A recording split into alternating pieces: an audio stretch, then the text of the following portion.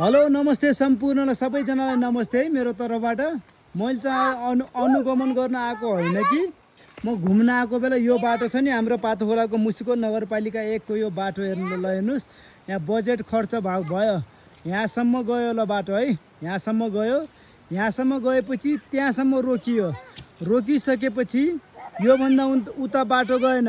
हाम्रो यो स्थानीय सरकारले यहाँ बाचा गर्नुभएको थियो कि यहाँनिर एउटा के बनाउने रे, यहाँनिर पोखरी के ताल बनाउने गरे, ताल बनाउने भनेर कुरो भएको थियो भन्नाले पनि उहाँहरूको विधानमा थियो।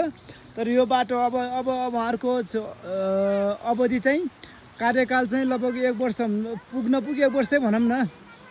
यो यहाँनिर कहाँनिर ताल बनाउने उहाँको विधानमा थियो, तर लाचै पचेर आउँछ कि घिनै लागेर आउँछ त्यो मलाई थाहा भएन। तर यो त्यसै छ, यो बाटो यहाँ बिग्रेको छ, यो बाटो त्यहाँसम्म कोट्याएर त्यसै बसेको छ। अनि यो बाटो हेर्नुहोस्, यो बाटो हेर्नुहोस्, यो बाटो यति खराब छ। यो बाटो हिँड्ने मान्छेलाई पनि थाहा होला कि पीडा कस्तो छ, दर्दनादक पीडा सहेर बस्नु परेको छ। यो न यो बाटो राम्रोसँग बनेको छ, न त यो परको यो कोट्याएको बाटो बनेको छ। यो खासमा समस्या के हो, समाधान कसरी हुन्छ सबै मिलेर गर्नुपर्ने हो होइन गाइजहरू। अनि निरीक्षण गर्नुपर्दा तर यो चाहिँ लास्टै बेच त हामी चाहिँ यो पार्टी त्यो पार्टी भनेर त्यसै अर्थ अन्नपन्न गर्छौँ होइन। मैले भन्न खोजेको यो बाटो चाहिँ कि त भनेपछि यो पुरानै बाटो राम्रोसँग पिच हुनुपर्ने, विकासको काम निर्माण सबै यो पार्टी त्यो पार्टी भन्नुभन्दा सबै मिलेर गर्नुपर्ने।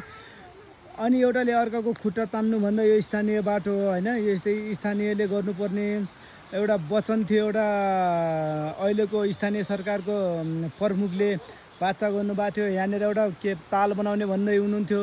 पर भाइरल पुल देखाइरहेको छु होइन। अनि भाइरल पुल त छ, ठिक छ। अनि यो पछि त्यसै बजेट खर्च गरेर त्यो सम्भवै नहुने बजेटहरू किन खर्च गर्नु, कि सम्भवै हुने बजेटहरू गर्नुपर्छ।